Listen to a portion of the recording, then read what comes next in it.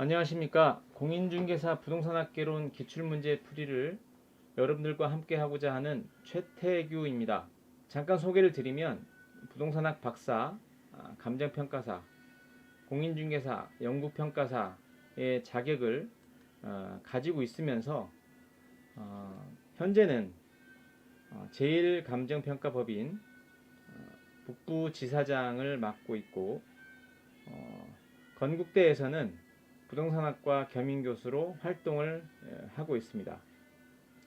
제가 여러분들과 함께 공인중개사 과목 중에서 부동산학 개론을 이렇게 유튜브를 통해서 만나게 되는 이유는 제가 가지고 있는, 알고 있는, 또 경험한 이런 내용들을 여러분들과 공유를 통해서 함께 하고, 또 그러한 내용이 여러분들의 공인중개사 시험에 조금이나마 도움이 될 수 있도록 여러분들과 함께 하고자 이 시간을 마련하였습니다.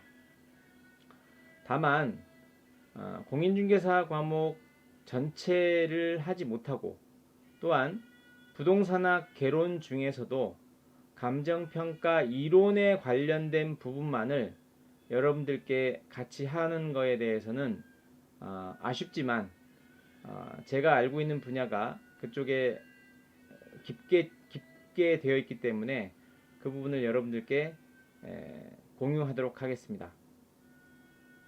자, 그러면 시작하도록 하겠습니다. 자, 위에 보시는 바와 같이 지금 2017년도 우리 28회 공인중개사 시험 부동산학 개론 기출문제 해설을 하도록 하겠습니다.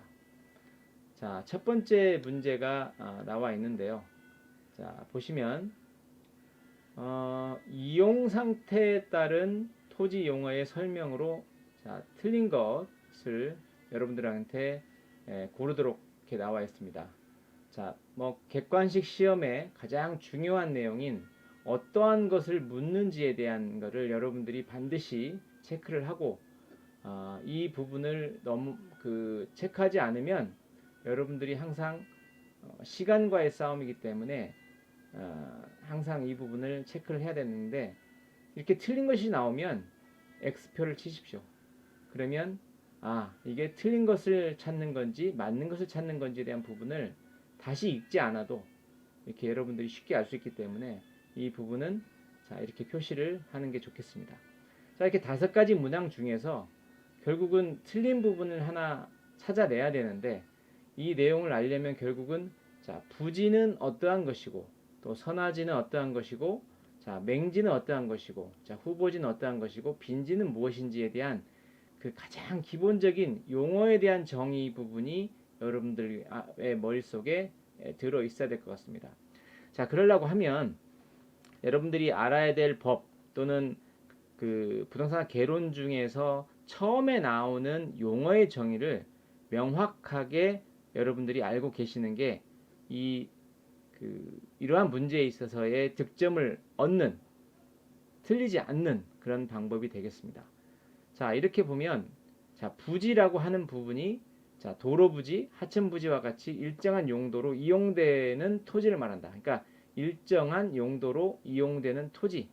자, 그래서 우리가 주거용 건부지 이런 식으로 또 나누죠. 공업용 부지 이런 식으로 이 부지 앞에 하나의 수식어가 붙어서 이 부지가 어떠한 용도를 가지고 있는지, 어떠한 용도를 쓰고 있는지에 대한 부분을 설명해 주는 거고요.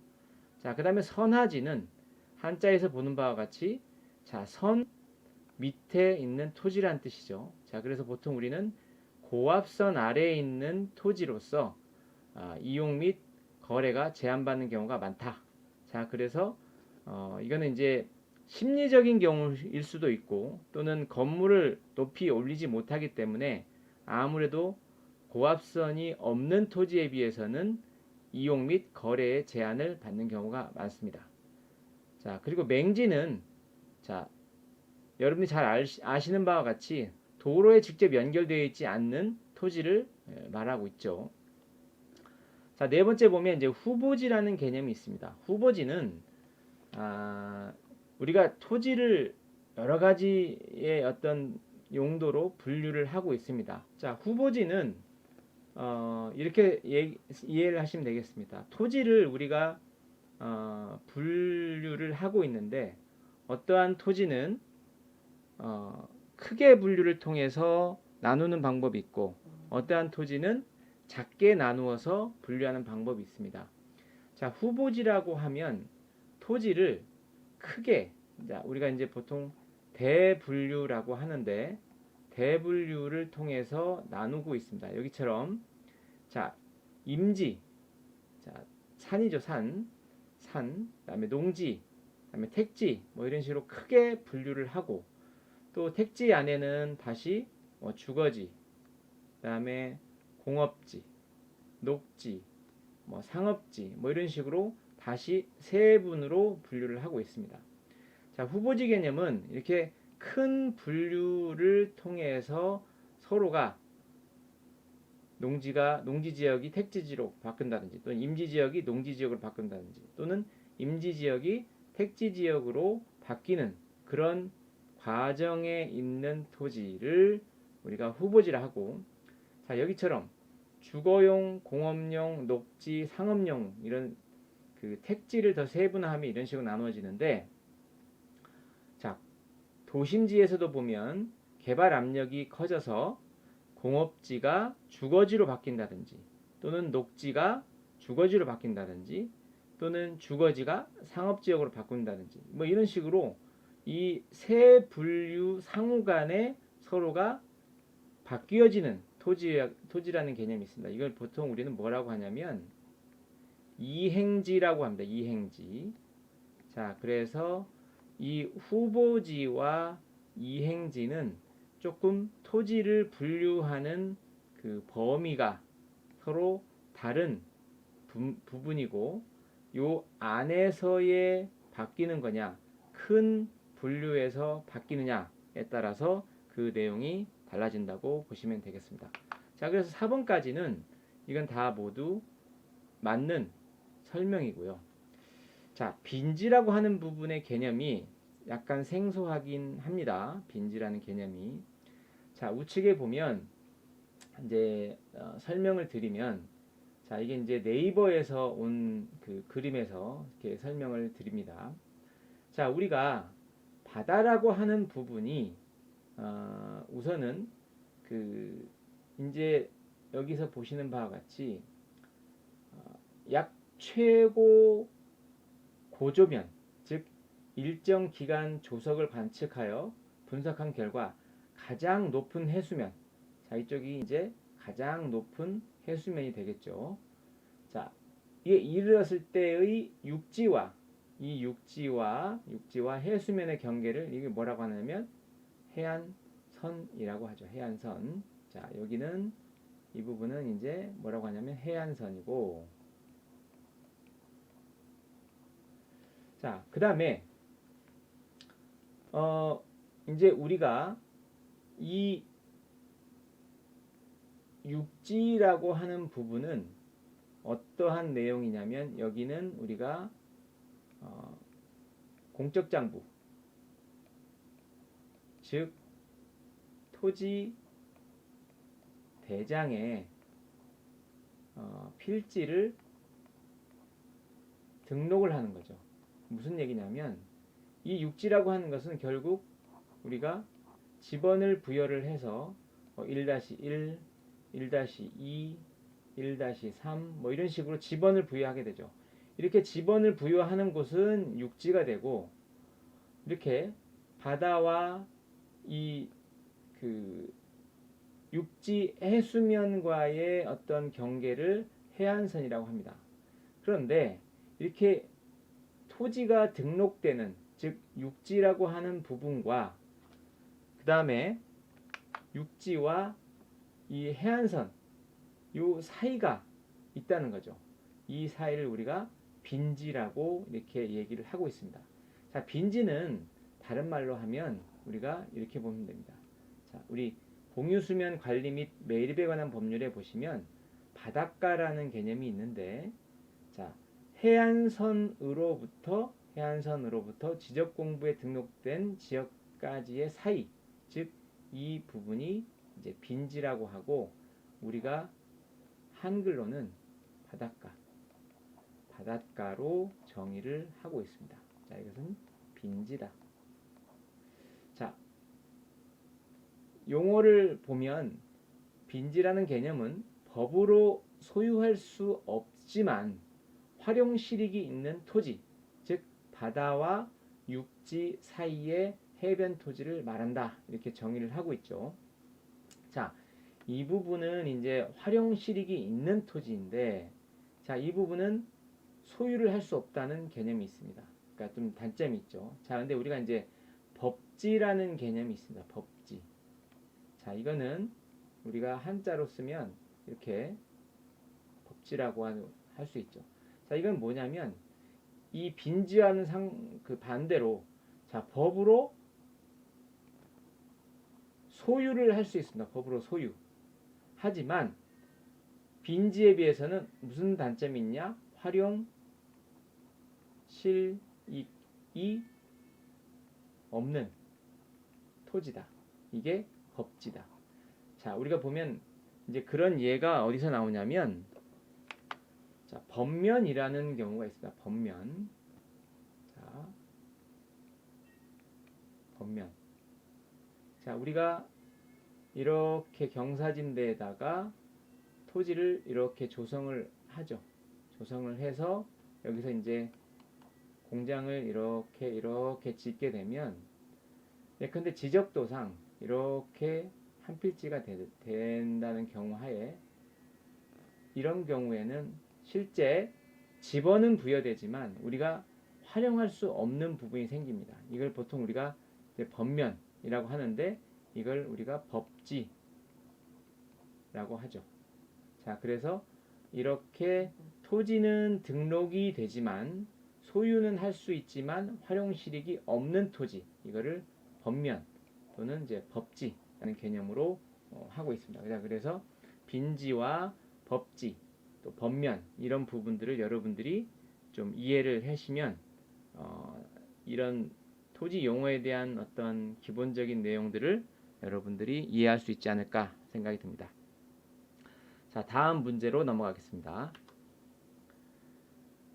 자, 여기서도 보면 토지의 자연적 특성으로 인해 발생되는 부동산 활동과, 자, 부동산 활동과 현상에 관한 설명으로, 자, 틀린 것입니다. 틀린 걸 골라야 됩니다. 자, 그러면 자연적 특성을 여러분들이 생각을 하셔야 되겠죠. 자, 틀린 설명이기 때문에 4개는 다 맞는 부분으로 여러분들이 판단을 하시면 될 것 같습니다. 자, 그러면 여기서 보시면 첫 번째 문항 보시죠. 토지의 부증성 아시죠? 생산할 수 없는 그 부분은 지대 또는 지가를 발생시키며 최유효 이용의 근거가 된다.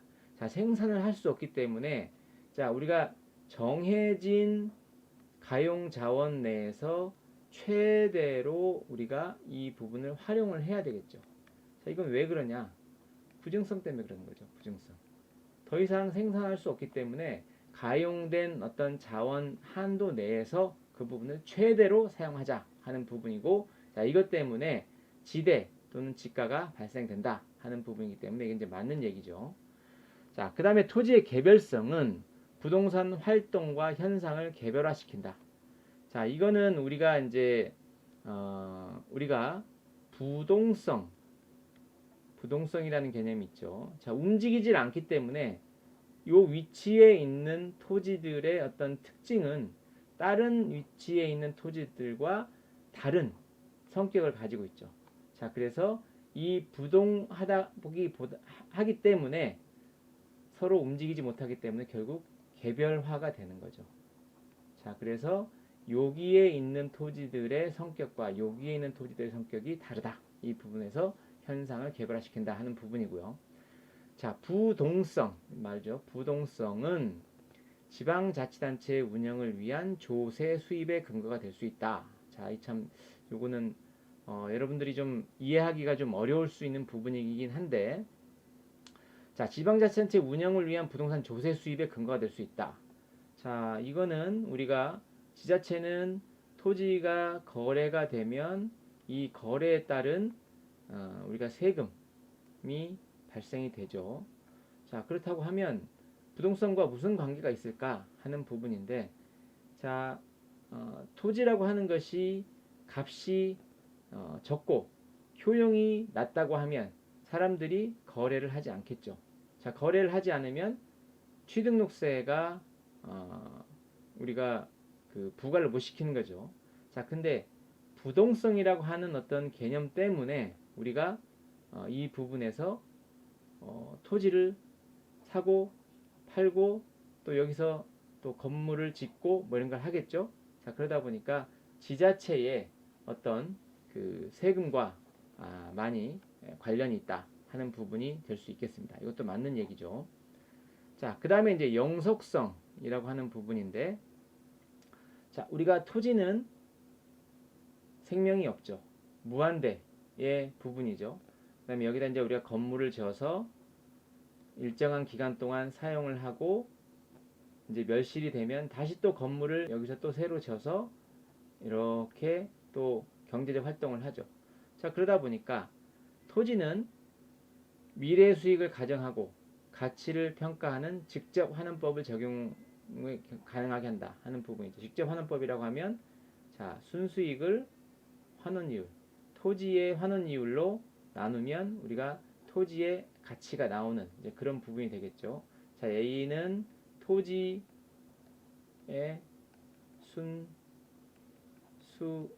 순수익이고, 자, 이 라지 R의 L은 토지의 환원이율, 그 다음에 VL은 토지의 가치, 이렇게 보시면 되겠습니다. 자, 그래서 이것도 맞는 내용이 되겠습니다. 자, 토지의 부증성으로 인해 이용 전환을 통한 토지의 용도적 공급을 더 이상 늘릴 수 없다 하는 부분인데, 이제 우리가 요거를 해석을 좀 잘해야 되는데, 자, 이용의 전환이라고 하는 것은 우리가 쉽게 생각하면 우리가 이제 그 새만금이나 서해안 쪽에 보시면 자, 간척을 통해서 우리가 토지를 넓히는 그런 부분이죠. 자, 그러면 우리가 부증성 때문에 이용 전환을 못해서 토지의 용도적 공급을 못한다. 이 용도적 공급이라고 하는 것은 우리가 물리적 공급이 아니죠. 물리적 공급이 아닙니다. 자, 그렇기 때문에 용도적 공급이라고 하는 부분은 벌써 우리가 자연적인 부분이 아닙니다. 자, 자연적인 부분이 아니고, 자, 인문적인 부분이죠. 인문적 특성 중에서 용도의 다양성, 분할, 병합의 가능성, 그 다음에 사회적, 경제적, 행정적 위치의 가변성, 이런 부분이 있죠.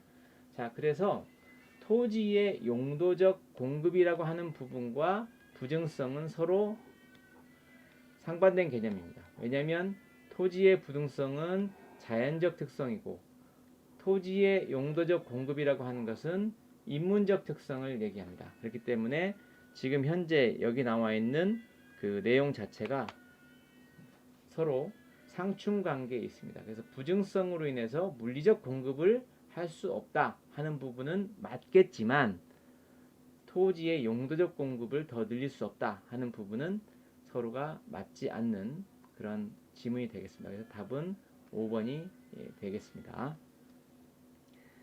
자, 다음 문제로 넘어가도록 하겠습니다. 자, 이것도 역시 여러분들이 이제 법에 나와 있는 용어의 정의에 관련된 부분입니다. 자, 그래서 참고적으로 이제 여러분들께 보여드리고자 하는 내용들이 결국 이러한 곳에서 출제가 된다 하는 부분들을 이제 말씀을 드리려고 하는 부분이고요. 자, 이제 여기서 나오는 설명을 크게 다시 설명을 드리면, 자, 첫 번째 용도별 건축물의 종류가 건축법 시행령 별표에 이렇게 나와 있습니다. 자, 그러면 자, 단독주택이라고 하는 개념이 나오죠. 단독주택의 첫 번째는 단독주택이 있고, 자, 두 번째는 다중주택, 자, 세 번째는 다가구주택이 있고, 네 번째는 공관이 있습니다. 자, 그래서 단독주택의 범위는 크게 보면 단독, 다중, 다가구, 공관 이렇게 여러분들이 한번 개념을 정리를 하시고 또 그 안에 다중주택이라고 하는 부분입니다. 자, 그래서 다중주택은 세 가지의 요건이 필요한데 이 세 가지의 요건을 뭐라고 했죠? 자, 모두 갖춘 주택을 말한다 라고 했습니다. 자, 첫 번째 요건은 뭐냐? 학생 또는 직장인 등 여러 사람이 장기간 거주할 수 있는 구조로 되어 있어야 한다는 것. 자, 독립된 주거의 형태를 갖추지 아니한 것. 자, 그 안에는 이제 뭐가 있냐면 각 실별로 욕실은 설치할 수 있으나 뭘 하지 못한다? 취사시설은 설치하지 아니한 것을 말한다. 이건 뭐라고? 다중주택이라는 거죠. 자, 그 다음에 이제 세 번째 요건, 마지막 요건은 한 개 동의 주택으로 쓰이는 바닥 면적의 합계가 330제곱미터 이하이고 주택으로 쓰는 층수는 자, 3계층 이하일 것. 요 세 가지를 모두 갖춘 주택은 단독주택 내에서 무슨 주택? 다중주택으로 이렇게 용어 정의를 하고 있습니다. 자, 여기 나와 있는 이 문제에서도 자, 그 부분이 나왔죠. 법률적 요건을 모두 갖춘 주택. 자, 그래서 첫 번째, 두 번째, 세 번째. 이걸 뭐라고 했죠? 다중주택입니다. 자, 그래서 정답은 이렇게 나와 있고요. 자, 그 다음에 이제 여러분들이 조금 더 공부를 더 하시려면 자, 다가구 주택은 뭐라고 하는 거냐? 자, 여기서도 보면 모두 갖춘 주택이죠. 그 다음에 뭐가 아닌 것? 공동주택에 해당되지 아니한 것. 자, 다가구 주택. 자, 요즘은 이제 여러분들이 등기사항 전부증명서를 보면 어떻게 나오냐면 다가구용 단독주택으로 이렇게 등재가 되어 있습니다. 등기상에 등기가 되어 있죠. 용도에, 건물의 용도에. 자, 그래서 다가구용이라고 하는 것은 보다 단독주택이다. 자, 요건을 보겠습니다. 자, 주택으로 쓰는 층수, 지하층을 제외하고 3계층 이하일 것이죠. 자, 3계층 이하. 자, 여기 3계층 이하는 여기서 나왔었죠. 자, 그 다음에 다만 1층의 전부 또는 일부를 필로티 구조로 하여, 필로티 구조 아시죠? 지상 1층에 보면 텅 비워놓고 주차장을 쓰고 있는, 자, 사용하고 나머지 부분을 주택 외의 용도로 쓰는 경우에는 해당 층을 주택 층수에서 제외한다. 자, 이게 무슨 말이냐면, 자, 이렇게 보시고, 이렇게 이제 1층을 이렇게 해서 여기에 주차를 하죠. 주차를 하게 되면, 자, 이렇게 이제 여기가 1층이 되고, 자, 만약에 2, 3, 여기 2, 3, 4 이렇게 되죠. 이게 만약에 이제 다가구 주택이라고 하면, 여기서 나온 다가구 주택이라고 하면, 여기서 보시면, 자, 1층에 전부 또는 일부를 필로티 구조로 하여, 이게 필로티 구조죠. 여기가 필로티 구조인데 주차장으로 쓴다고 하면 나머지 부분 주택 외의 용도로 쓰는 경우에는 해당 층을 요 층을 1층이긴 하지만 여기서 뭐라고요? 주택의 층수에서 제외한다. 자, 그래서 요게 3계층이죠. 3계층. 그러다 보니까 이거는 뭘로 용도를 정한다? 다가구 주택으로 쓴다. 자, 그 다음에 두 번째 요건은 1개동의 주택으로 쓰이는 바닥 면적의 합계가 660제곱미터 이하일 것. 자, 660제곱미터까지는 된다는 얘기죠. 포함이 되는 거고. 자, 여기서 아까 다중은 330제곱미터 이하였다는 거죠. 자, 그럼 세대수는 19세대 이하가 거주할 것. 19세대까지가 이 부분이 되겠습니다. 자, 그래서 다가구 주택의 개념 알고 계시고, 자, 이렇게 구분하시면 다가구와 다중주택 또는 나중에 이제 공동주택에서 보면 연립주택의 개념이 있습니다. 연립주택.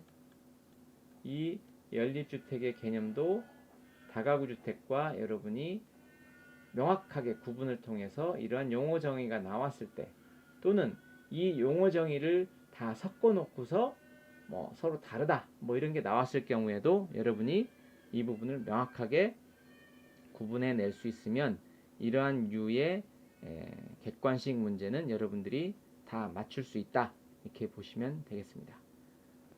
자, 그러면 다음 문제로 넘어가도록 하겠습니다. 자, 부동산 시장에 관한 설명으로 틀린 것은 나오죠. 자, 이것도 역시 X가 되겠습니다. X. 자, 다른 조건은 동일하다 이렇게 나와 있는데, 자, 여기서 보시면 이제 효율적 시장 이론에 관련된 부분인데 첫 번째 나오는 게 준강성 효율적 시장. 자, 그 다음에 보면은 그 여러 가지 이제 내용들이 나오는데 준강성 효율적 시장. 자, 그러면 이쪽 가보죠. 자, 약성 효율적 시장, 준강성 효율적 시장, 그다음에 강성 효율적 시장으로 이렇게 나눠집니다. 자, 보겠습니다. 약성 효율적 시장이라고 하는 개념이 뭐냐? 현재의 시장 가치가 과거의 역사적 추세를 충분히 반영하고 있는 시장으로 과거의 역사적 자료를 토대로 시장 가치의 변동을 기술적 분석함으로 정상 이상의 초과 이윤을 획득할 수 없다 하는 부분이죠. 자, 그 다음에 이게 약성 효율적 시장이고 준강성 효율적 시장이라고 하는 것은 여기 보신 바와 같이 공표되는 모든 정보가 지체 없이 공표되는 모든 정보가 지체 없이 시장 가치에 반영되는 시장을 준강성 효율적 시장이라 하고, 여기서 보면 역사적 자료 및 사업계획 등 공포된 사실을 분석함으로 초과 이윤은 획득할 수 없다고 되어 있습니다. 자, 여기서는 이제 과거의 역사적 추세를 충분히 하는 게 약성 효율적 시장이고, 여기는 역사적 자료 및 사업계획 등 공표된 사실을 분석한다는 게 이제 준강성 효율적 시장이다. 공표되는 모든 정보가 지체 없이 시장 가치에 반영된다. 자, 보시면 공표된 것이든 그렇지 않은 것이든 이거 이제 나오죠. 자, 요거랑 맞지가 않죠. 자, 그래서 요게 틀린 것이다 하는 부분이고, 자, 강성 효율적 시장 보겠습니다. 자, 강성 효율적 시장이라고 하는 것은 공포된 것이든 되지 않은 것이든 어떠한 정보도 이미 시장 가치에 반영하고 있는 시장으로서 완전 경쟁 시장에서 정보는 완전하며 모든 정보는 공개되어 있다는 가정에 부합된 시장으로 진정한 의미의 효율적 시장이 강성 효율적 시장이다. 근데 우리가 잘 알고 있지만 부동산 시장은 이런 시장이 아니죠. 자, 강성 효율적 시장에서는 어느 누구도 정상 이상의 초과 이윤을 획득할 수 없다 하는 부분이 이제 특징이 되겠습니다. 자, 그래서 여기서 보시면 첫 번째의 이 준강성 효율적 시장은 요게 이제 그 용어의 정의가 되는 것이고, 이 뒷부분에 관련된 내용은 이 강성 효율적 시장을 설명한 내용이 되겠습니다. 자, 두 번째의 문항은 부동산 시장에서 정보의 비대칭성은 가격 형성의 왜곡을 초래할 수 있다. 자, 서로가 갖고 있는 정보가 다르기 때문에 대칭하지 않기 때문에 여기서 어떤 사람은 초과 이윤을 얻을 수 있고 어떤 사람은 그 손해를 보는 이제 그런 상황이 발생이 되는 거죠. 자, 세 번째 문항을 보시면 부동산 시장에서의 기술의 개발로 부동산 공급이 증가하는 경우에 수요의 가격 탄력성이 적을수록 균형가격의 하락이 폭이 커진다 하는 부분이죠. 자, 이건 뭐 공급이 많아지는 경우에는 결국은 이 부분을 통해서 가격이 이제 많이 떨어진다 하는 부분이고, 자, 일반적으로 부동산은 일반 재화에 비해서 거래 비용, 자, 양도소득세 많이 발생이 되죠. 양도소득이 많이 발생이 되고, 부동산 이용의 비가역적 특성 때문에 일반 재화에 비해 의사결정 지원 분야의 역할이 더욱 중요하다. 자, 그래서 전문가들이 세금이든 또는 입지든 또는 어떠한 개발에 관련된 어떤 그런 부분들이 많이 전문가들의 활동을 통해서 부동산의 최유효 이용, 즉 최고의 수익을 올릴 수 있는 방법으로 많이 이제 수수료를 받고서 이렇게 하죠. 자, 그래서 시행하는 분들이 이제 부를 많이 획득하는, 축적하는 그 부분이 이제 의사결정 지원 분야에서 그 분들의 어떤 어떻게 보면 그 사람들이 갖고 있는 상당한 능력이죠. 능력, 보이지 않는 능력, 이런 부분들을 인정해주는 이제 그런 부분이 되겠습니다. 자, 부동산은 다양한 공사적 제한이 존재하며 이는 부동산 가격 변동에 영향을 미칠 수 있다. 이건 뭐 당연한 얘기니까 넘어가도록 하겠습니다. 자, 다음 문제를 보시도록 하겠습니다. 자, 이 문제는 해석하는 바에 따라 좀 달라지기 때문에 좀 조심스럽긴 합니다. 자, 근데 이제 여러분들이 화폐 가치의 6계수라는 6가지 계수가 있습니다. 이 부분을 여러분들이 좀 잘 활용을 해 주시면 도움이 많이 되겠습니다. 자, 그래서 첫 번째로 보면은 일시불의 내가계수, 즉 복리 종가율이라는 개념이 있는데, 자, 산식은 자, 이렇게 되겠습니다. 자, 그래서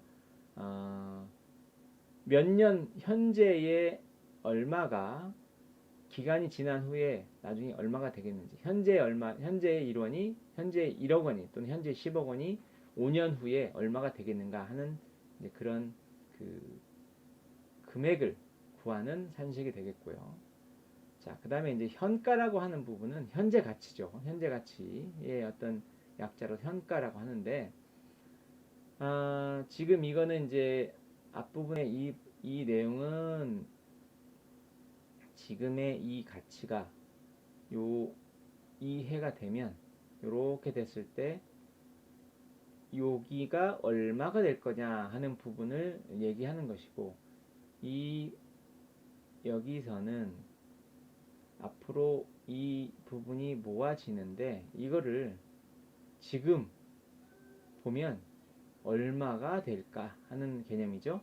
자, 그래서 이 부분은 이제 이 일시불의 내가계수, 즉 복리 종가율과 복리 현가율은 서로 반대되는 개념이죠. 자, 여기는 이자가 발생이 되고 이 발생된 이자를 합쳐서 여기에 금액을 구하는 것이고, 자, 여기를 구하는 것, 이건 뭐냐면 이미 이자가 발생되어서 원금과 같이 되어 있는 부분을 이자를 뺀 공제를 하고 난 나머지의 원금이 얼마큼 되느냐를 이제 구하는 그런 부분이 되겠습니다. 자, 요거는 이제 이자를 빼내야 되기 때문에 요 복리 현가율의 어떤 즉 그러니까 복리 종가율에 반대되는 개념, 복리 현가율의 역수, 서로 이게 반대되는 개념이 되겠습니다. 자, 그 다음에 연금의 내가계수다 하는 부분은, 자, 복리 연금의 종가율이다. 잠깐, 이 부분은 이 첫 번째와 두 번째는 자, 일시불이라고 그랬죠. 일시불. 그러니까 요거는 큰 금액이 있는 것이고 여기도 큰 금액이 있는 것이죠. 자, 이거를 현재 가치로 만드느냐, 이거를 미래 가치로 만드느냐, 요 개념인데, 자, 연금이라는 개념이 있습니다. 이거는 이제 그 주기적으로 받는 돈을 어떻게 해서 나중의 가치로 만들 것이냐, 또는 지금 매년 받고 있는 또는 매월 받고 있는 금액을 현재로 보면 얼마큼의 가치가 될 것이냐 하는 부분이죠. 자, 이 둘의 관계는, 얘는 이자가 계속 복리로 포함이 되는 그런 개념이 되겠고, 자, 얘는 반대로 받았던 이자들을 다 모두 없애서 현재 가치로 만드는 그런 부분이 되겠습니다. 자, 그래서 요 복리연금과 이게 종가냐 또는 현가냐 이 부분을 여러분들이 이해하시면 될 것 같습니다. 자, 그 다음에 이제 감채기금 계수다. 자, 그러면 이거는 이제 저거죠. 내가 전원주택을 짓기 위해서 한 3억이 필요하다. 그러면 앞으로 내가 은퇴할 때까지 한 10년이 남아 있는데 10년 동안 3억을, 그러니까 10년 후죠. 10년 후에 3억을 만들기 위해서는 지금 매년 얼마씩 적립을 해야 이 3억이 만들어질까 하는 부분이죠. 자, 이거는 어떻게 보면 10년 후의 가치이기 때문에, 자, 첫 번째 해는 이자가 그만큼 붙는 거죠. 그 다음에 마지막 해에 10년째에 붙는 거는 이자가 붙지가 않죠. 9년 거는 1년치, 8년 거는 2년치, 7년 거는 3년치 이자가 붙는 거죠. 이런 식으로 그 이자가 붙기 때문에 실제 10년에 있어서 3억이면 단순 계산해서 연간 3천만 원씩 적금을 부으면 3억이 되죠. 하지만 이자가 붙어가기 때문에 단순 계산하지 않고 매년 기간 적립해야 될 금액이 일단 처음에는 적고 마지막으로 갈수록 많아지는 그런 이자에 관련된 부분들이 여기 내 있는 거고요. 자, 그 다음에 저당 상수라고 하는 것은 내가 이제 은행하고에 관련된 부분입니다. 은행에서 10억을 지금 빌리면 만약에 10년 동안 갚아야 될 원금과 이자액의 합계액이 얼마인지에 대한 부분에 이 산식을 사용을 하고 있습니다. 제가 이 문제를 여러분들과 이제 풀기 위해서 인터넷상에 나와 있는 그 부분을 가지고 한번 정리를 해 봤습니다. 자, 우선은 이렇게 대출금리, 고정금리 연 5%, 그 다음에 대출기간 20년, 원리금 상환 조건, 원리금, 원금 균등 상환이고 연단위, 매 기간 말 상환입니다. 자, 그래서 이제 여기는 이제 원금 균등 상환이기 때문에 이 부분이 조금 다르긴 한데, 만약에 이제 원리금 균등 상환이라고 하면 이제 여기서 제가 보는 바와 같이 조금 달라지죠. 자, 그래서 원금 균등 상환이라고 하면 이 부분의 원금을 예컨대 이제 20년 동안 동일한 원금을 가지고서 이제 이 부분을 이제 다시 수정을 해야 되는 것인데, 여기서는 이제 제가 원리금 균등 상환으로 해서 이 내용을 잡아본 것입니다. 자, 원리금 균등 상환액이라고 하는 부분은 이제 이 부분이 아까 앞에서 봤던 이 내용을 보시면 되겠습니다. 어떤 거냐면 이 저당 상수를 통해서 요 식에다가 내용을 정하면, 내용을 입력을 하면 약 4천만 원 정도의 매년 갚아야 될 금액이 나옵니다. 자, 그래서 이 부분을 여러분들이 이제 대략 요 내용에다가 입력을 하면 되는데, 자, 보시면 이제 연 5%이기 때문에 이자율은 여기다 5%를 넣으면 되고, 그 다음에 기간은 여기서 이제 20년을 주어졌기 때문에 요 내용을 하고, 그 다음에 5억을 곱해주면 대략 4천만 원 정도 수준의 금액이 나오게 됩니다. 자, 그리고 여기서는 이제 정답이 원금 균등 상환이기 때문에 제가 여러분들께 드린 이 부분은 자, 원리금 균등 상환이 되겠습니다. 원리금 균등 상환. 자, 그래서 내용과는 좀 다르긴 한데 이 부분은 여러분들이 조금 내용을 더 보시면 될 것 같습니다. 자, 그래서 정답은 이 4천만 원과 13회차에 납부하는 이자 금액은 1,000만 원이 된다. 이렇게 정답이 되어 있고요. 자, 여기서 보시면 이제 금액은 좀 다르죠. 원리금 균등 상환이기 때문에 자, 그래서 이 부분은 다시 이제 계산을 하는 부분으로 보시면 여기서 이제 원리금 균등 상환을 금액을 찾은 거였고, 그다음에 원금은 이제 먼저 이자를 먼저 계산해서 이게 빼는 그 구조로 되어 있기 때문에 여기 부분과는 좀 다른 그런 내용이 되겠습니다. 그래서 원금 균등 상환이라는 조건 때문에 여기서 나와 있는 내용과 좀 다르다 이렇게 이해를 해주시면 될 것 같습니다. 자, 그 다음에 이제 지대 이론에 대한 부분이죠. 자, 여기서 이제 여기는 뭡니까? 자, 옳은 것 동그라미 쳐야 되겠죠. 옳은 것. 자, 리카도, 마샬, 그다음에 튀넨, 마르크스 이렇게 나오는데 일단 여기를 먼저 보시겠습니다. 마샬이라고 하는 사람의 지대 이론은 뭐냐? 자, 주비용과 보조 비용에 의해서 시간 개념을 도입했다. 지대를 순수지대, 준지대, 공공발생지대로 분류했고, 자, 지대론의 진정한 가치 파악을 위해서는 장기, 단기 이 모든 요인이 고려돼야 한다. 자, 시간 개념을 도입했다고 그랬죠. 자, 지대는 단기에는 잉여고 장기에는 비용의 성격을 가지고 있다 하는 부분입니다.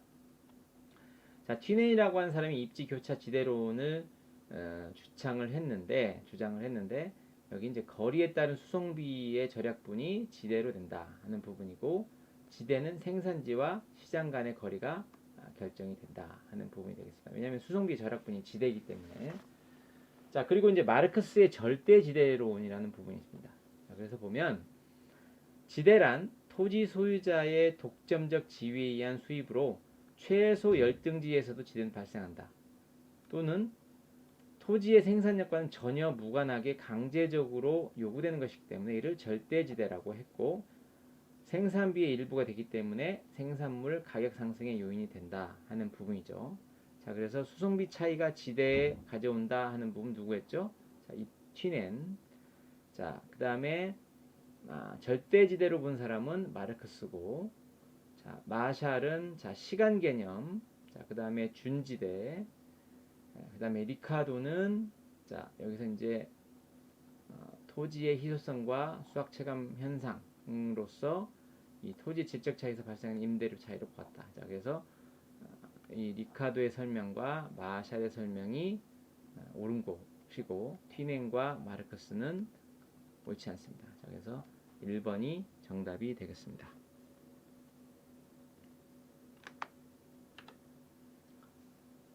자, 그 다음에 이제 투자 타당성 분석에 대한 설명으로 옳은 것 이렇게 나와 있죠. 자, 내부 수익률 개념, 그 다음에 수익성 지수, 뭐 이 부분으로 이제 설명이 되는데, 자, 내부 수익률이라고 하는 부분이 있습니다. 내부 수익률. 자, 보유 기간, 투자에서 발생한 또는 발생 가능한 수익의 연간 수익률이다. 연간 수익률이다. 자, 투자의 순 현재 가치를 0으로 만드는 할인율로서 투자 수익을 초기에 투자액과 동일하게 할인한다 하는 부분인데 이런 거죠. 자, 초기 투자 금액하고 이제 여기서 수익이 나오겠죠. 그러면 이 수익을 갖게 하는 요거 이게 내부 수익률이다 이렇게 보시면 되겠습니다. 자, 그래서 이 1번은 벌써 내용이 틀린 내용이 되겠고, 자, 수익성 지수 보겠습니다. 예상되는 투자 수익의 현재 가치를 자본 출자, 그러니까 비용의 현재 가치로 나눈 것. 그래서 편익을 비용으로 나눈 비율이 수익성 지수다 하는 부분이 되겠죠. 자, 그래서 자, 2번도 내용이 틀렸다는 것이고, 자, 순현가는 현금 유입에 현재 가치에서 현금 유출의 현재 가치를 뺀 금액이다. 자, 그래서 이게 0이냐 또는 0보다 크냐 또는 0보다 작으냐 하는 부분이 이제 투자 판단의 내용이 되는 거죠. 결국은 답이 되겠습니다. 자, 그래서 여기서 보면 이제 회수기간법에 관련된 부분이 나오죠. 자, 이거는 여기까지는 맞는 것 같은데 회수기간이 가장 단기인 투자 대안을 선택한다 하는 부분이고, 순현가법과 내부 수익률법에서는 투자 판단 기준을 위한 할인율로서 요구 수익률이 아니죠. 자, 이거는 이제 어쨌든 제3자가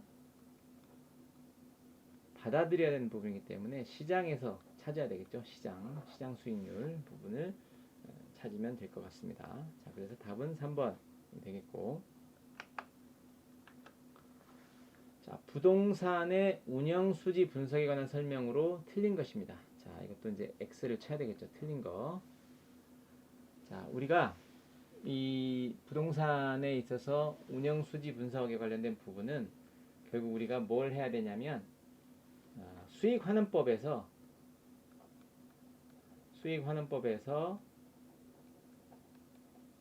net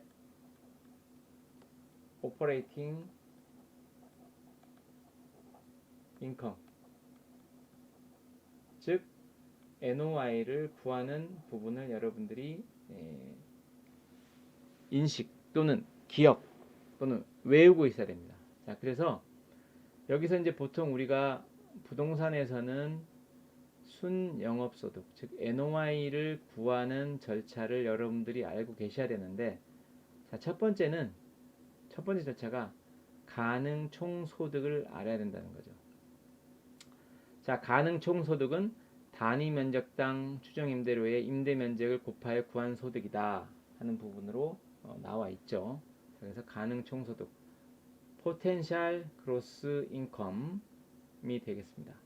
여기서 자, 공실 및 불량 부채 상당액, vacancy and collection loss, 이 부분을 공제를 하고, 그 다음에 other income, 기타 소득을 더하면 여기서 이제 뭐가 나오냐면 유효 총소득, effective gross income이 나옵니다. 그래서 유효 총소득이 나오죠. 자, 그 다음에 이 소득을 발생시키는데 들어간 영업경비, 즉 첫 번째 가변경비, 그 다음에 고정경비, 대체준비금, 이런 부분들이 이제 영업경비로 되는 거죠. 자, 부동산을 쓰면 쓸수록 나오는 비용들 있죠. 많이 나오는 비용들. 자, 이런 건 뭐 전기, 수도, 뭐 이런 것들 있죠. 그런 부분들은 이제 그 쓰면 쓸수록 그 관련된 비용들이 나오는 것이고, 자, 고정경비, 임차인이 1명이든 2명이든 3명이든 결국은 자, 이 부동산을 임대하는데 들어가는 급료 있죠. 급료는 고정적으로 들어갈 수밖에 없죠. 자, 그래서 그런 급료, 그 다음에 세금, 뭐 이런 것들은 고정적으로 나오는 비용이죠. 자, 그 다음에 대체준비금이라고 하는 것은 부동산을 이용하면서 또는 부동산이 시간이 지나면서 결국 부동산의 그 효용이 떨어지게 되는 경우가 있죠. 예컨대 문이 낡아서 교체한다든지, 유리창이 깨져서 수리를 해야 된다든지, 또는 엘리베이터가 고장이 나서 수리를 해야 된다든지, 이런 이제 비용들은 준비를 하고 있어야 되죠. 왜냐하면 건물이 최유효 이용 또는 건물의 효용이 최대로 발휘할 수 있도록 항상 준비를 해야 되기 때문에 이런 비용들은 영업 경비로 공제를 해야 될 항목들이 되겠습니다. 하지만 여기서는 감가, 상각비는 포함하지 않는다 하는 부분을 여러분들이 알고 계셔야 되고, 이렇게 유효 총소득에서 영업 경비를 공제를 하면, 빼면 우리가 알고자 하는 순영업소득이 나오죠. 자, 이 순영업소득, 즉 NOI를 환원이율로 나누면 우리가 구하고자 하는 부동산의 가치를 구할 수 있습니다.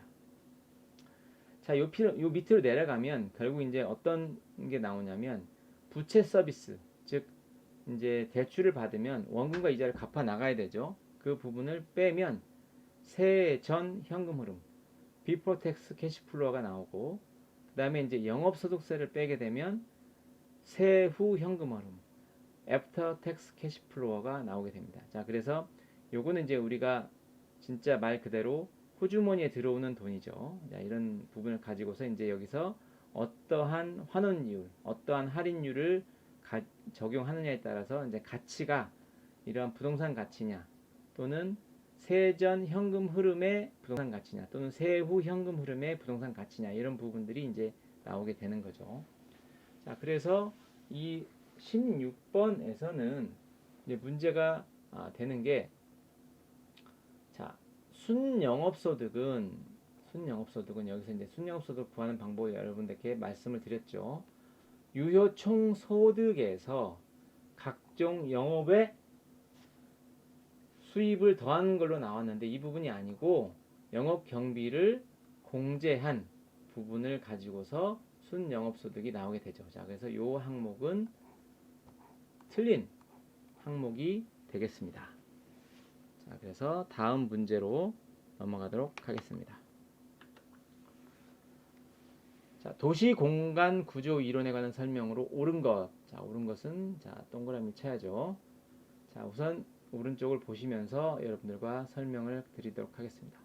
자, 버제스라고 하는 사람이 동심원 이론을 얘기를 했는데, 자, 도시는 그 중심지로부터 동심원상으로 확대되는 경향이 있다. 자, 이거는 여러분들이 아마 책에서 보셨을 텐데, 이렇게 동일한 원을 그리고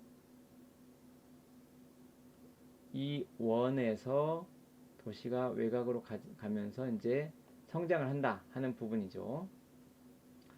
점이지대는 고급주택지구보다 도심부로부터 근거리, 좀 멀리 있다는 거죠. 멀리에 위치하고 있고, 근거리니까 점이지대는 고급주택지대보다 도심으로부터 근거리, 가까운 데 있고, 반대로 고급주택지대는 점이지대보다는 더 외곽에 있어서 이제 우리가 통근 비용을 내면서 다니는, 그러니까 고급주택지대는 공기가 좋은 지대에 위치해야 되기 때문에 도심지로부터 좀 멀리 있는 부분이고, 점이지대는 이 지대보다는 가까운 데서 있다. 점이지대는 고급주택지대보다 더 가까운 곳에 있다는 부분이고, 도시는 중심지로부터 원을 그리며 성장을 하고 중심지에서 멀수록 접근성, 지대 및 인구 밀도가 낮아지고 범죄, 인구이동, 빈곤 등의 도시 문제는 감소한다 하는 부분이 이제 이 동심원 이론에 관련된 내용인데, 여러분들이 이제 그 서울이나 또는 대도시에서부터 바깥으로 나가다 보면 이런 것처럼 동일하게 같은 원을 그리면서 도시가 발달하는 것이 아니라 주로 이 도로를 통해서 이 도로를 중심으로 많이 발달을 하게 돼 있죠. 자, 그 다음에 이제 그게 이제 호이트의 선형 이론인데, 동질적인 토지 이용은 도심에서 교통망을 따라서 확장되어 원을 변형한 모양으로 성장을 하고 있다 하는 부분이 이제 호이트의 선형 이론이라고 하는 부분이 되겠습니다. 자, 그래서 이제 버제스의 동심원 이론을 조금 더 발달시킨 부분이 호이트의 선형 이론이죠. 자, 그래서 도심으로부터 방사선으로 뻗은 간선 도로망을 따라 형성되는 부채꼴 형상의 지대 속에 각급의 주택지가 배열되는 경향이 있다 하는 부분이 이 선형 이론의 내용이고요. 제조업 지역과 저소득 지역은 보완적으로 근접 지역에 위치를 하고, 자, 고소득 지역과 제조업 지역은 서로 상반된 지역에 입지한다. 이 내용은 뭐냐면, 자, 어쨌든 제조업을 하는 사람들이 가까운 데에 주거를 해야 되기 때문에 근접 지역에 입지한다 하는 부분이고, 고소득 지역은 아무래도 공기가 좋은 쪽에 입지를 하니까 서로 많이 떨어진 곳에 입지를 한다 하는 내용이고요. 주거 지역은 사회적 지위에 따라 분리된 주거군을 형성한다. 자, 고소득층은 교통망의 축에 가까운 곳에 입지하고 저소득층은 반대편, 중산층은 고소득층 인근에 입지하는 경향이 있다 하는 부분이죠. 자, 해리스와 울반이 얘기한 다핵심 이론은 뭐냐면 서울도 또는 뭐 다른 도시도 마찬가지지만 그 교통을 중심으로 해서 예컨대 전철역이나 버스 터미널 또는 버스 정류장을 중심으로 해서 이제 핵이 구성이 되죠. 이 핵을 중심으로 해서 여기서 이제 도로나 뭐 이런 부분들이 연결이 돼서 다른 지역과 함께 우리가 발달하게 되는 이제 그런 상황이 되게 됩니다. 자, 그래서 현대 도시 토지의 이용과 그 성장 구조를 보면 대부분 다핵심적인 면이 인정된다 하는 부분이 이 문제에서 이제 여러분들이 각 이론을 여러분들이 구별해야 된다 하는 부분이 되겠습니다. 자, 여기서 결국은 문제는 뭐냐? 옳은 것을 설명하는 내용을 찾는 거죠. 자, 그래서 다핵심 이론의 핵심 요소에는 공업, 소매, 주택 등이 있고 도시 성장에 맞춰 핵심의 수가 증가하고 특화될 수 있다 하는 요 부분의 내용이 답이 되겠습니다. 자, 요 동심원 이론에 보시면 요 내용은 다른 거고요. 자, 이것도 다른 내용이고 버제스는 어쨌든 교통은 생각을 얘기 안 했죠.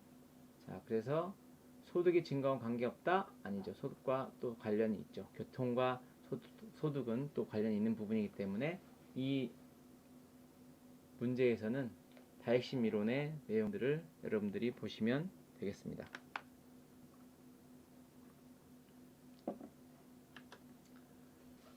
자, 다음 내용을 보겠습니다.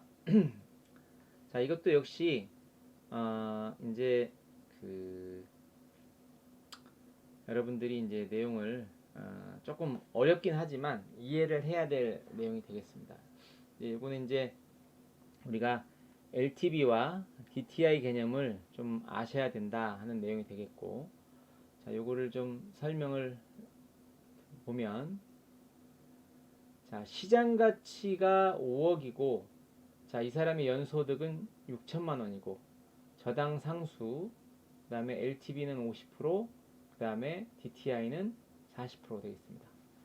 자, 원래 대출 가능 금액은 이제 이 시장 가치를 기준으로 했을 때 이 LTV를 곱하면 2억 5천이 되죠.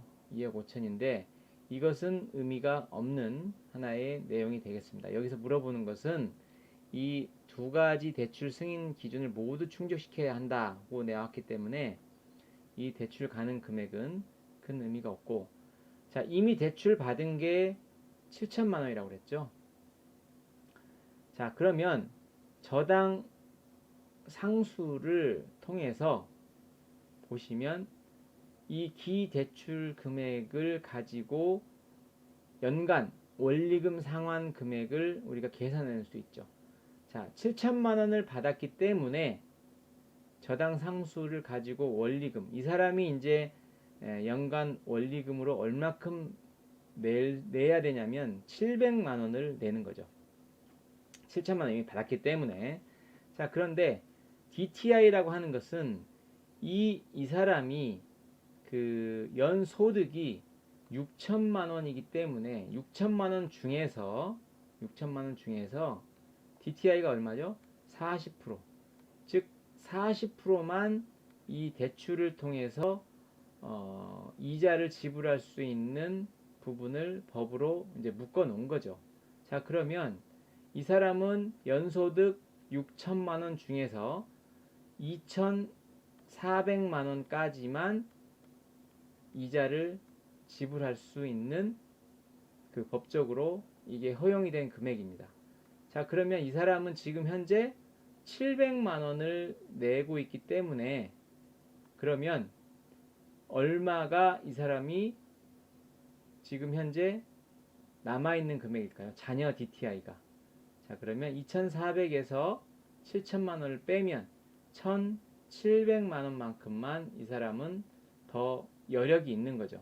자, 저당 상수가 0.1이기 때문에 이걸 0.1로 나누면 결국 2억 5천, 즉 총부채 상환 비율 DTI가 적용이 안 됐다고 하면 2억 5천과 이 대출한 1억 7천만큼을 더 대출받을 수 있지만 현재의 조건은 DTI가 40%이기 때문에 남아있는 자녀 DTI를 저당상수로 나눈 1억 7천만 원이 이 최대 담보대출 금액이 되겠습니다. 자, 그래서 답은 1억 7천만 원이 이 문제에서 주어진 조건 하에 최대 담보 대출 금액이 되겠습니다.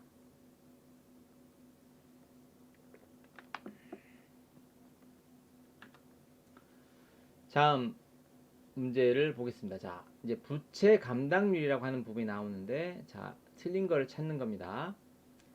자, 부채 감당률을 설명을 드리면, 자, 이거는 이제 우리가 환원 이율이라고 하는 환원 이율이 이거죠. 자, R분의 A가 VO인데, 자, 환원 이율은 어떻게 구하느냐면 거래되는 금액이 있다. 거래되는 금액, 프라이스를 순수익을 나누면 이게 환원 이율이 나오죠. 자, 그래서 이것은 이제 대출자의 입장에서의 환원 이율로 얘기되는데, 환원 이율을 어떻게 구하냐면 DCR, 즉 부채 감당률을 이용해서 이제 구하게 되는데, 부채 감당률은 뭐냐? 저당 지불액, 즉 매년 부채 서비스액이죠. 원리금 나가는 금액을, 자, 순수익, 그러니까 순수익을 저당 지불액으로 나누는 거죠.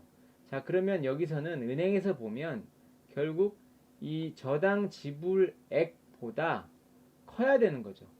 그래서 1 이상이 나와야 1보다 커야죠. 1보다 커야, 이 부채 감당률이 1보다 커야 은행에서는 자기네가 빌려준 채권 금액에서 원금과 이자를 갚아 내갈 수 있는 능력이 있다는 걸 이제 이 DCR로 우리가 판단할 수 있는 거죠. 자, 저당 지불액은 저당 대부액에다가 저당 상수를 곱하면 나오는 거고, 이 부분은 다시 부동산의 가격, 대부 비율, 저당 상수를 하게 되면 요 분모 부분이 나오게 됩니다. 저당 지불액. 자, 그래서 환원이율은 원래 부동산의 가격, 여기 있죠?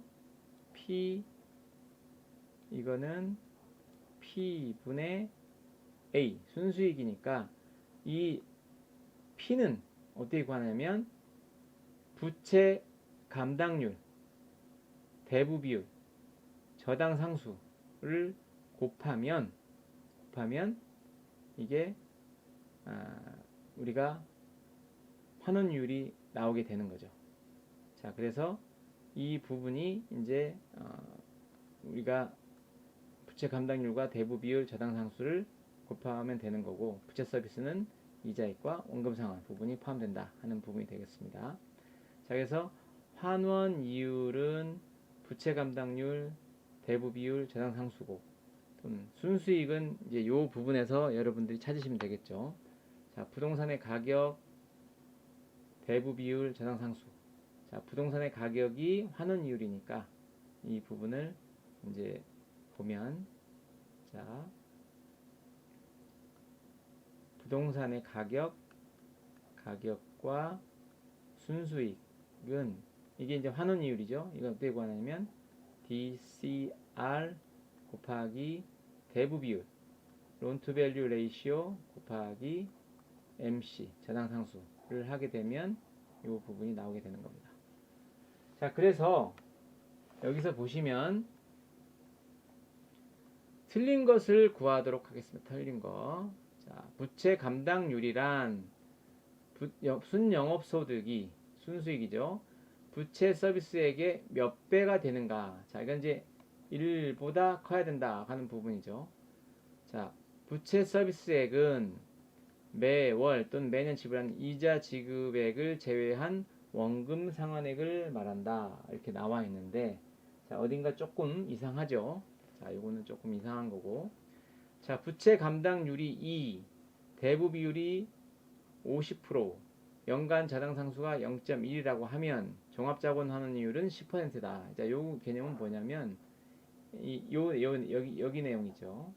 자, 부채 감당률 DCR 2 곱하기 대부 비율 론투 밸류 레이시오 50% 곱하기 저당 상수 0.1 하면 이게 0.1이 나와서 10%가 된다 하는 내용이 되겠습니다. 아주 좋은 문제가 되겠죠. 자, 부채 감당률이 1보다 작다는 것은, 자, 요게 1보다 작다 하는 것은 뭐냐면 얘가 순수익보다 더 크다는 거죠. 그렇죠? 자, 이 말이 그래서 부채 감당률이 1보다 작다는 것은 순영업소득이 부채 서비스액을 감당하기에 부족하다는 것이다. 맞는 말이죠. 자, 대출 기관이 채무 불이행 위험을 낮추기 위해서는 해당 대출 조건의 부채 감당률을 높이는 것이 유리하다. 자, 그래서 이 감당률을 높이면 은행 입장에서 봤을 때는 순수익이 저당 지불액보다 더 많다, 2배 많다, 뭐 이런 개념이죠. 만약 2라고 하면, 그러면 은행 입장에서 봤을 때는 안정적인 대출을 해줄 수 있다 하는 부분이기 때문에 맞는 거죠. 자, 그래서 부채 서비스액은 여기서 이자와 원금 상환의 합계 금액이다. 그래서 얘가 틀린 문항이 되겠습니다. 자, 그 다음에 이제 단순 회수 기간법. 자, 투자의 성과를 판단하는 방법들이 여러 가지가 있는데, 자,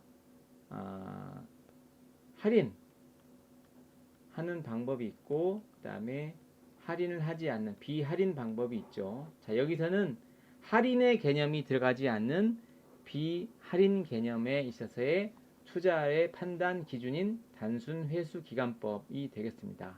자, 주어진 조건에 한한다 하는 부분이고, 자, 처음에 1억 원을 투자를 한 거죠. 자, 기간은 연간 기준이며 회수 기간은 월 단위로 계산한다 하는 부분이고, 초기 투자액은 최초 시점에 전액 투자를 하고 투입을 하고 이후에 각 기간 내의 현금 흐름은 매월 말 균등하게 발생이 된다 하는 부분이죠. 자, 그러면 단순 회수 기간법의 가장 큰 이점은 뭐냐? 장점은 뭐냐면 1억 원을 가장 먼저 회수하는 투자 대안이 무엇인가를 찾는 것이죠. 자, 여기서는 보면 순현금 흐름이, 자, 1기에 3천, 2기에 2천, 3기에 2천이죠. 자, 그러면 여기까지를 더하면 금액이 얼마입니까? 여기까지 더하면 7천만 원이죠. 7천만 원. 자, 여기서 3천만 원만 더, 4기에 3천만 원만 더 우리가 회수를 하면 이 초기에 1억 원의 투자 금액을 회수할 수 있다는 그런 내용이 되겠죠. 자, 그러면 4기에는 자 6천만 원이 나오는데 6천만 원을 12달로, 왜냐면 여기서 월 계산을 하라고 했죠. 월 단위로 했기 때문에 여기서 나오는 것처럼 매월 500만 원씩이 나오게 되는 거죠. 자, 우리가 목표하는 금액은 얼마죠? 3천만 원을 지금 빨리 회수하고자 하는 부분이죠. 자, 그러면 6개월을 투입 회수를 하면 3천만 원이 되죠. 그러면 1억 원이 된다는 거죠. 자, 그래서 3년 하고 플러스 6개월을 하면 3년 6개월을 하면 회수할 수 있는 이 투자 대안이 되는 것이죠. 자, 이해되셨죠? 이렇게 해서 넘어가도록 하겠습니다. 자, 그 다음에 앞에서 배웠던 우리 화폐가치 6가지 계수 중에서 5년 후입니다. 5년 후. 자, 지금부터 자, 이게 이제 1, 2, 3, 4, 5. 1, 2, 3, 4, 5. 지금의 기준에서 5년 후에 1억 원의 현재 가치. 자, 봅시다. 5년 후에 여기가 얼마죠? 1억 원이죠. 1억 원. 자, 1억 원. 1억 원에 무슨 가치? 현재 가치. 야, 요 시점으로 이제 돌아오는 거죠. 현재 가치. 자, 그러면 이 1억 원은 요 기간이 지나면서 뭐가 붙었나요? 이자가 붙었죠. 이자. 자, 이자를 빼내어야 이 현재 가치가 되는 거죠. 자, 우리가 앞에서 배웠던 산식을 이해를 하면, 자, 금액이 있고 곱하기 1 플러스 R의 n승을 하게 되면 요게 이제 할인을 하는 내용이 되겠죠. 여기 R은 여기서 보면 할인율 연 7%, 여기 n은 5를 집어넣으면 여기서 보는 식과 같이 함께 7,129만 8,618원. 여기서 이제 1억 원과의 차이가 여러분들이 뭐냐? 이자로 보시면 되겠습니다. 이 5년 기간 동안 발생한 이자를 빼낸 금액이다. 그래서 대략 7,100만 원 정도가 답이 되겠습니다. 다음. 자, 내용이 좀 복잡한데요. 원가법과 거래사례 비교법에 관련된 내용이 되겠습니다. 원가법 적용 시 경제적 내용연수는 30년, 최종 잔가율 10%, 정액법, 감가 수정한다고 그랬죠. 제조달 원가 대비 매년 감가액의 비율을 얘기를 하고 있습니다.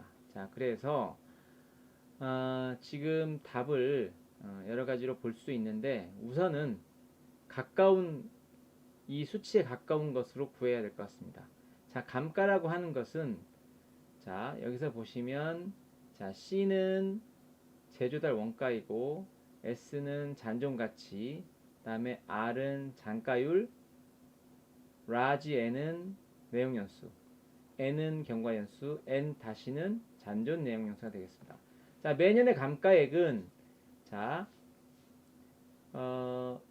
이 내용을 보시면 여기서 보시면 전체 내용연수 중에서 제조달원가 마이너스 잔존가치, 즉 요거는 1 마이너스 잔가율 해가지고 n분의 요 부분이 되겠습니다. 자, 그래서 이제 이걸 구하실 때는 자, 잔가율이 자 C에서 1 마이너스 0.1에다가 30이죠. 그러면 0.9를 30으로 나누면 어떻게 되나요? 3이 되나요? 3. 자, 그래서 3% 정도가 우리가 보는 감가율이 되겠고, 요 식이 중요하죠. 요 식이 중요하고, 자, 그 다음에 거래사례 비교법 적용할 때, 자, 우리가 항상 보면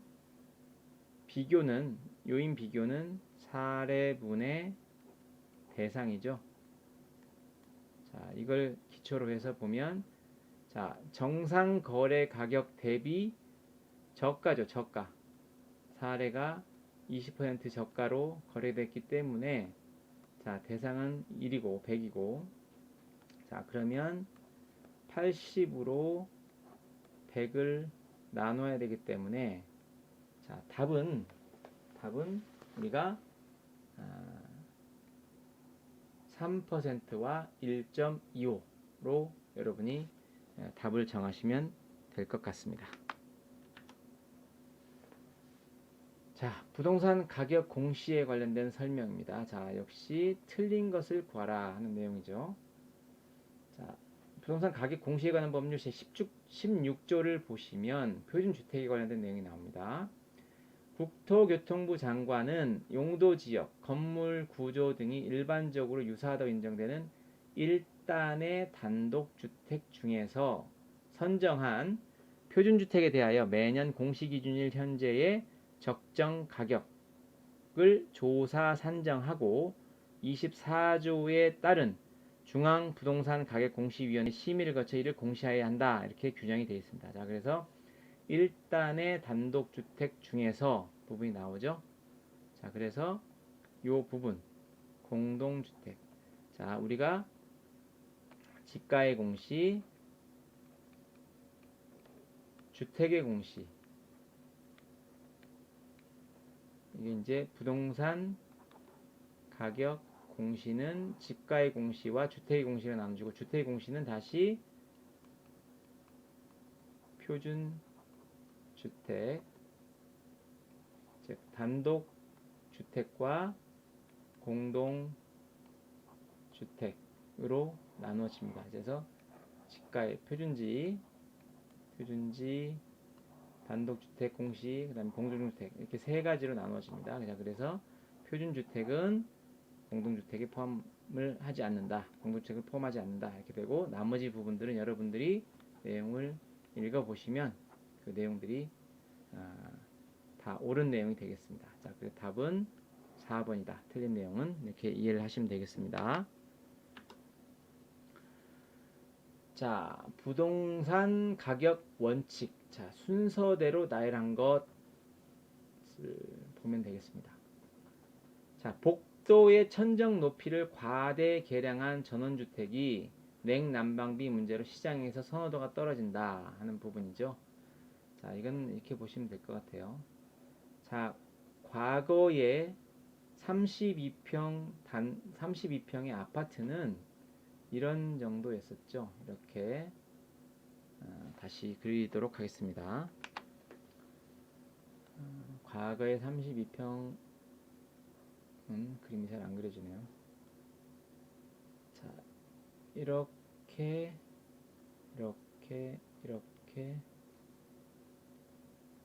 자, 방, 주방, 방, 화장실, 방, 이건 거실, 이렇게 현관이 있었죠. 이게 이제 하나의 과거에 1988년도 정도에 지어진 32평 아파트의 전형적인 이 평면도가 되겠어요. 이거는 이제 발코니가 되겠고, 자, 그때는 화장실이 한 개였었어요. 한 개가 최유효 이용이었는데, 자, 지금은 이렇게 화장실이 한 개인 32평짜리는 거의 없죠. 자, 요즘은 이렇게 32평짜리를 하더라도 화장실이 한 개가 아니고, 여기서 화장실이 이렇게 나눠져서 안방에서 들어가고 이렇게 바깥에서 들어가는 화장실로 이렇게 되어 있죠. 방, 거실, 주방이 좀 작게 그려지긴 했지만 주방, 그 다음에 현관, 이렇게 해서 이 부동산에 있어서는 내부적으로 이렇게 구조나 이용 상황 관련된 부분들이 균형을 이루어야 됩니다. 이렇게 현재 시장은 이렇게 형성이 되어 있는데, 과거에 지어졌던 1988년도 이전에 지어졌던 아파트들은 이렇게 화장실이 하나다 보니까 실제 시장에서는 잘 선호되지 않죠. 자, 그래서 이런 것들은 내부의 균형이 없어진 부분이 되겠죠. 자, 그래서 일단 균형의 원칙에서 위배가 되는 그런 내용이 되겠고요. 자, 두 번째 항목을 볼까요? 판매 시설의 입점 부지 선택을 위해 후보 지역 분석을 통해 표준적 사용을 확인한다. 자, 우리는 부동산은 유사한 부동산들이 이렇게 모여서 하나의 지역을 형성하죠. 자, 어떤 지역은 세모 모양의 부동산이 하나의 지역을 또 형성합니다. 어떤 데는 네모 모양의 부동산이 이렇게 형성이 되죠. 자, 그런데 이게 예컨대 이 네모 모양의 부동산에 세모 모양을 짓거나 이 동그라미 모양의 네모 모양의 부동산을 입지를 하게 되면 이 부동산도 제값을 못 받고 주변에 있는 부동산들도 영향을 받죠. 자, 그래서 이러한 부분들은 결국 뭐냐? 우리가 부동산의 입지는 위치를 정하는 것은 그 지역의 표준적인 사용을 보고서 용도를 결정해서 입지를 해야 되고, 그러한 표준적인 사용들이 모여서 하나의 지역을 형성하면 최유효 이용이 된다는 그런 우리 부동산 가격 원칙이 있습니다. 자, 그래서 36번은 첫 번째는 균형의 원칙에 위배되는 거고, 두 번째는 이런 입지를 선정을 했다 하는 부분은 적합의 원칙에 타당한 그런 내용이 되겠습니다. 자, 그래서 정답은 1번이 되겠고요. 자, 그 다음에 이제 이건 수익환원법에 관련된 내용인데, 우선은 앞에서 이제 우리가 이 순영업소득을 구하는 방법을 여러분들께 말씀을 드렸고, 그 다음에 그 항목에 대한 부분도 말씀을 드렸습니다. 자, 그래서 여기서 보시면 그 내용을 요약을 하겠습니다. 자, 가능 총소득 5천만원, 공실 손실 상당액 가능 총소득의 5%, 유지 관리비는 가능 총소득의 3%, 자, 부채 서비스액 1,000만원, 화재보험료 100만원, 개인 업무비 가능 총소득의 10%, 기대이율, 환원이율이 나왔는데, 자, 여기에 주어진 그 자료가 과연 내가 이 수익 가격을 만들어내는데 필요한 자료인가 아닌가에 대한 부분을 여러분들이 선별해 낼 수 있어야 됩니다. 자, 그렇다고 하면 다시 들어가서, 자, 가능 총소득은 포함이 되는 자료인가요? 맞습니다. 공실 손실 상당액 맞나요? 맞습니다. 유지관리비 가능 총소득 관련된 부분 맞습니까? 맞습니다. 부채 서비스액은 맞나요? 아닙니다. 화재보험료 맞습니까? 맞습니다. 개인 업무비 맞나요? 아닙니다. 기대이율 필요합니까? 필요하지 않습니다. 환원율 필요합니까? 필요합니다. 자, 그러면 요 내용을 가지고서 다시 오른쪽으로 가도록 하겠습니다. 자, 우리가 순영업소득을 구하고 그걸 환원이율로 환원을 해서 수익가액을 만들어냅니다. 자, 그러면 필요한 자료를 가지고 넣어서 적용을 해보도록 하겠습니다. 가능 총소득 5천만원, 자, 공실 손실 상당액 가능 총소득의 5%라고 했으니까 250만원이 되고요. 자, 가능 총소득에서 공실 손실 상당액을 빼면 유효 총소득이 나오죠. 그래서 4,750만원. 자, 영업경비, 유지관리비 보겠습니다. 유지관리비, 자, 우리가 아까 봤었던 가변경비, 고정경비, 그 다음에 대체 준비금, 이 세 가지가 영업경비, 오퍼레이팅 익스펜스에 들어간다고 말씀드렸죠. 자, 유지관리비는 가능 총소득의 3%, 가능 총소득 5천만원의 3%인 150만원. 자, 화재보험료는 정액으로 100만원 됐습니다. 자, 그래서 영업경비는 250만원이 들어가죠. 자, 그래서 유효총소득 4,750만원에서 영업경비 250만원을 공제를 하면 4,500만원이 나옵니다. 이 4,500만원을 환원이율 5%로 환원을 하면 9억 원의 수익가액이 나오게 되겠습니다. 자, 그래서 정답은 9억 원이 되겠고, 여기서 이제 주어진 자료가 부채 서비스액도 나오고 뭐였기 때문에 이 내용을 더 첨가를 시키면 세전 현금 흐름까지는 구할 수 있습니다. 세전 현금 흐름. 근데 나머지 이제 이걸 가지고 가치를 구할 수 있는 자료는 충분하지 않기 때문에 이 내용은 여러분들이 참고를 하시면 될 것 같습니다. 자, 그 다음에 감정평가에 관한 규칙상 평가 대상의 주된 감정평가 방법으로 틀린 거, 연결이 잘못된 거를 고르라는 거죠. 자, 이거는 여러분들이 외울 수밖에 없습니다. 자, 자, 그래서 여기서 보면 자, 건설 기계라고 하는 것은 원가법으로 자, 정률법을 감가수정하게 되면 이렇게 구하면 되죠. 원가법은 제조달